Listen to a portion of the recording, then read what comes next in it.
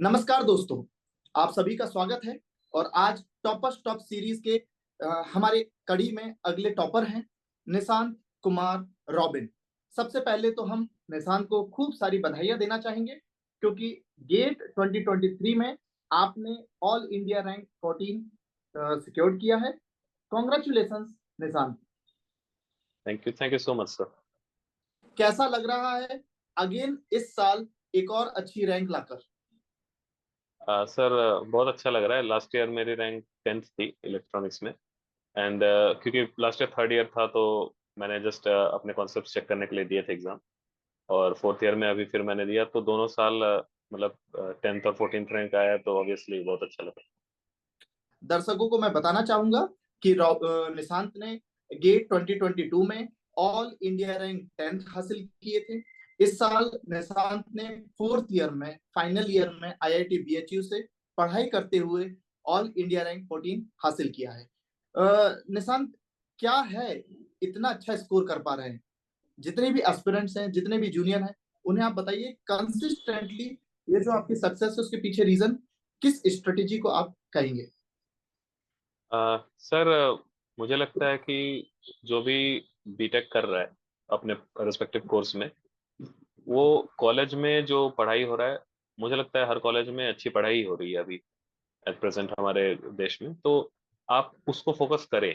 बहुत लोग होते हैं जो कॉलेज के स्टडीज को छोड़ के तैयारी करने का सोचते हैं, या फिर बोलते हैं कि कॉलेज के साथ हम तैयारी नहीं कर पा रहे हैं या समय नहीं मिल पा रहा है। बट मैं सोचता हूँ कि आप अगर बीटेक कर रहे हैं किसी एक स्ट्रीम से, तो आप उसको भी यूटिलाइज कर सकते हैं, जो कि मैं करता रहा हूँ।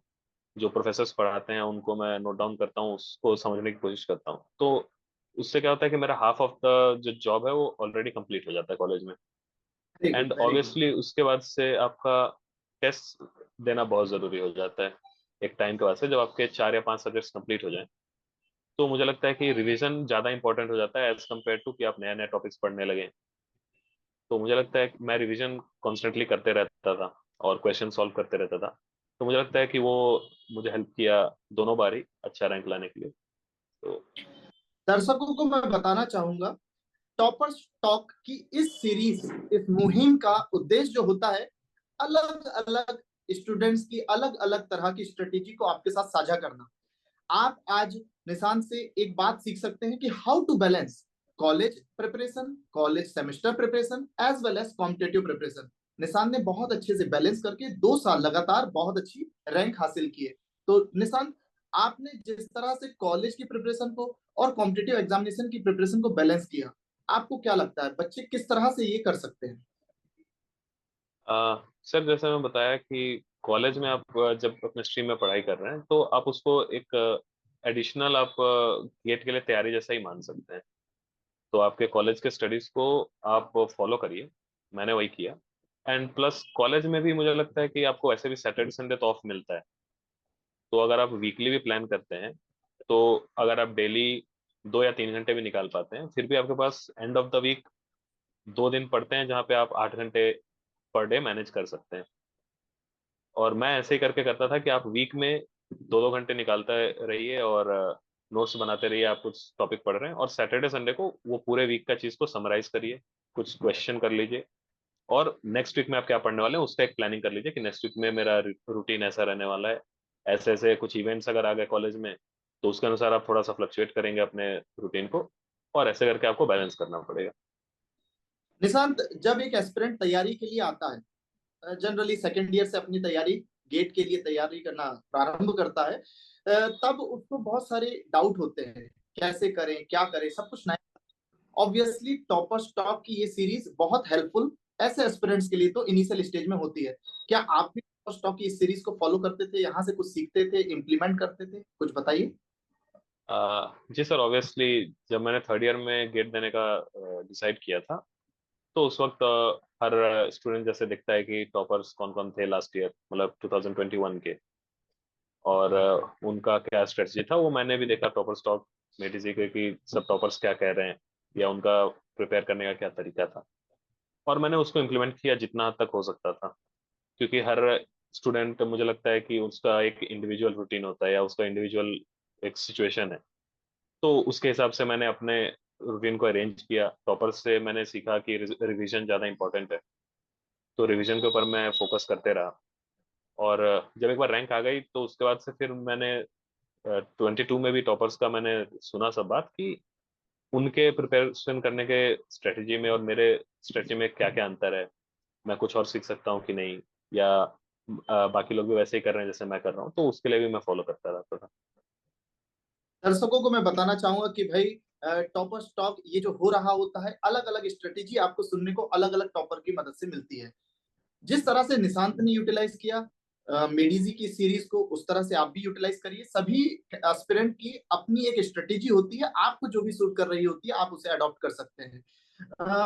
निशांत आप बताइए, ये जो टेक्निकल सब्जेक्ट्स हैं, इसी ब्रांच में भी बहुत अच्छे अच्छे टेक्निकल सब्जेक्ट्स हैं जिनको प्रिपेयर कर पाना थोड़ा सा कभी कभी इनिशियल स्टेज में टफ होता है।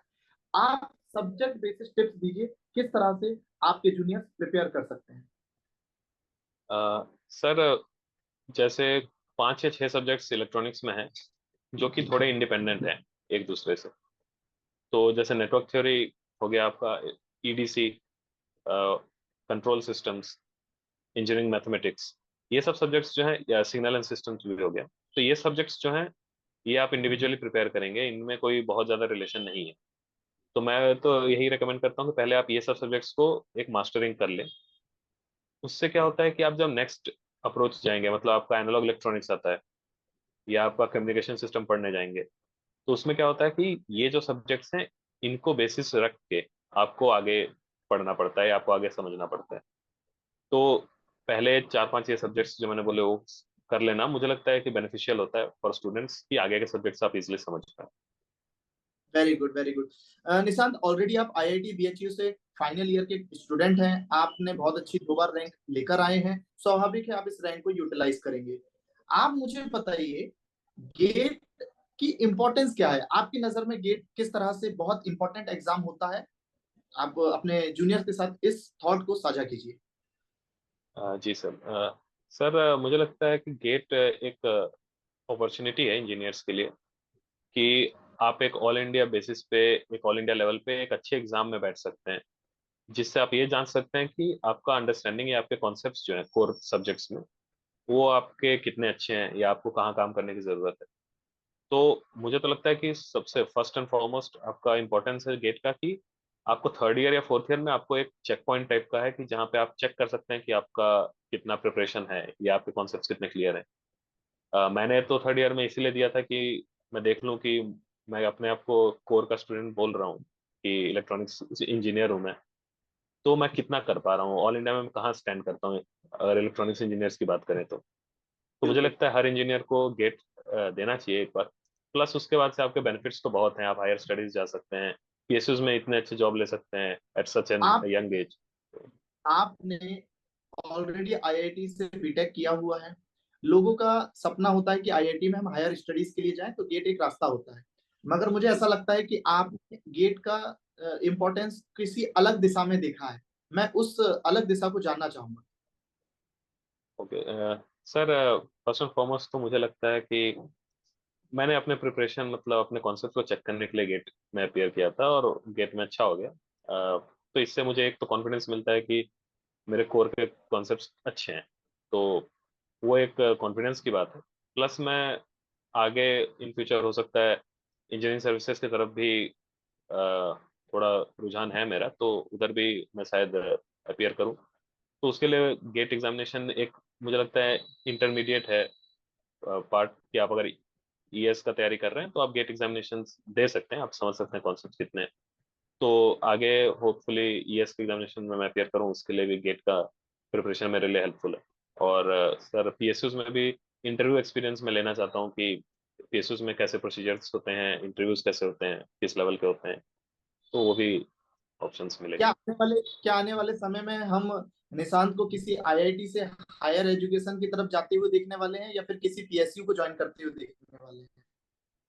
सर, अभी इमीडिएट तो हायर स्टडीज शायद मैं ना जाऊं, but you very good. Never know, you never know कि क्या होता है आगे, क्योंकि वो मुझे भी उतना तो नॉलेज नहीं है मेरे साथ जो आगे जैसे हो रहे हैं, तो जो आप गाइडेंस पीएसयू मिलेगा। आप पीएसयू ज्वाइन करना चाहते हैं? जी सर, पीएसयूज में जाना चाहता हूँ, हालांकि मेरे पास प्लेसमेंट के भी ऑप्शंस हैं, तो प्लेसमेंट ओके, भी मेरी हो चुकी है, तो वहाँ भी वेरी मैं सोच रहा हूँ कि एक कॉर्पोरेट वर्ल्ड में भी मैं थोड़ा सा 1 या 2 साल कुछ अपना टाइम स्पेंड करूँ, सीखूं क्या चल रहा है।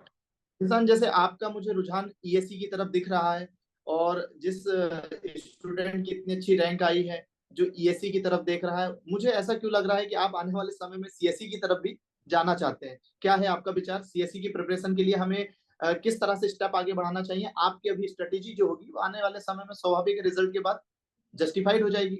आपको क्या लगता है कि आप आगे के लिए क्या प्लान कर रहे हैं? सर, सीएससी के लिए मतलब कमिट होना या कमिटमेंट ऐसे करना तो अभी बहुत मुश्किल है, बट डेफिनेटली क्योंकि मैं बिहार से बिलोंग करता हूँ, तो एक माइंड में वो गोल रहता है, एंड ऑफ द लाइक आपका कॉन्शियस थॉट बिल्कुल। रहता है कि सीएससी भी अपियर करना है। एंड मुझे लगता है कि आप एग्जामिनेशन व्यू पे ना जाएं, बट एक अच्छे सिटीजन बनने के लिए वेरी मुझे गुड, लगता है वेरी कि गुड। दिस एक बार दिस आपको एक बार प्रिपरेशन करनी चाहिए। Yes yes, this is very very important for each and every aspirant. हम एस्पिरेंट इस सेंस में भी नहीं कहेंगे कि उस पर्टिकुलर एग्जाम के एस्पिरेंट, हम कहेंगे कि एक स्टूडेंट को सीएससी की preparation at least for becoming aware citizen करनी चाहिए। बिल्कुल, चलिए, बिल्कुल और सर। मैं आपसे ये जानना चाहता हूँ कि स्टूडेंट जनरली टारगेट करते हैं अच्छी रैंक, और जैसा मैं आपको जानता हूँ आपने टारगेट किया एक अच्छा मार्क्स। किस तरह से मार्क्स को ज्यादा से ज्यादा स्कोर कर सके, आपकी कोई स्पेशल टिप होगी तो आप अपने जूनियर्स को बताइए। सर, मार्क्स स्कोर करने के सबसे बेसिक तो आपके पास होगी कि कुछ जो स्कोरिंग सब्जेक्ट्स हैं, जैसे आपके कंट्रोल सिस्टम हो गया, उसमें वेटेज भी बहुत अच्छा है, क्वेश्चंस भी यस कंपेरेटिवली राइट। इजी आते हैं, क्योंकि आपके यस कॉन्सेप्ट राइट। बेस्ड तो नहीं मतलब, लेकिन मैं बोलूंगा कि फॉर्मूला बेस्ड हो जाते हैं क्वेश्चंस कंट्रोल सिस्टम में। फॉर्मूला बेस्ड हो जाए जी। फिर आपका नेटवर्क थ्योरी हो गया, सिग्नल सिस्टम्स हो गया, ये सब सब्जेक्ट्स जो थे इसको मैंने अच्छा स्ट्रॉन्ग कर लिया, क्योंकि मुझे पता था कि इसमें अगर मैं अच्छा करता हूँ यहाँ तो इसमें यहाँ से ज्यादा ज्यादा कलेक्ट हो पाएगा वे, मार्क्स। वेटेज ज्यादा है जी, बिल्कुल, वेट वेटेज ज्यादा है। ज्यादा है। और ये जब मेरा सिक्योर हो गया कि ठीक है मैं इसमें टेस्ट सीरीज दे रहा हूँ और मेरे अच्छे मार्क्स आ रहे हैं इन सब्जेक्ट्स में, तो फिर मैंने सोचा कि अब मैं नेक्स्ट सब्जेक्ट्स जो हैं जो थोड़े टफर कहे जाते हैं या जिनमें स्कोर करना थोड़ा मुश्किल होता है, उसको फिर मैं टारगेट करूँ। तो मेरा तो यही रहेगा सब सारे एस्पिरेंट्स से कि आप जो सब्जेक्ट्स आपको अच्छे लग रहे हैं, इजी लग रहे हैं, जिनके क्वेश्चंस आपसे बन रहे हैं, उस उन सब्जेक्ट्स को आप इतना स्ट्रांग कर लीजिए कि आपका गेट एग्जामिनेशन में उसमें से कोई क्वेश्चन मिस ना हो, तो उससे आप मार्क्स अच्छे स्कोर कर पाएंगे। तो यह रही रणनीति निशांत की, जिसके सहारे निशांत ने एक बार नहीं 2 साल लगातार बहुत अच्छी रैंक लेकर आए। निशांत ने आपको काफी सारे टिप्स दिए हैं जिसकी मदद से आप भी अपने प्रिपरेशन को इम्प्रूव कर सकते हैं। हम निशांत की पूरी मेडिजी टीम निशांत के आने वाले स्वर्णिम भविष्य की शुभकामनाएं करते हैं। All the very best Nishant, and thank you sir. Congratulation again, congratulations once again for this thank you. yes. We thank you for joining us, and all the very best for your bright future. Thank you so much sir.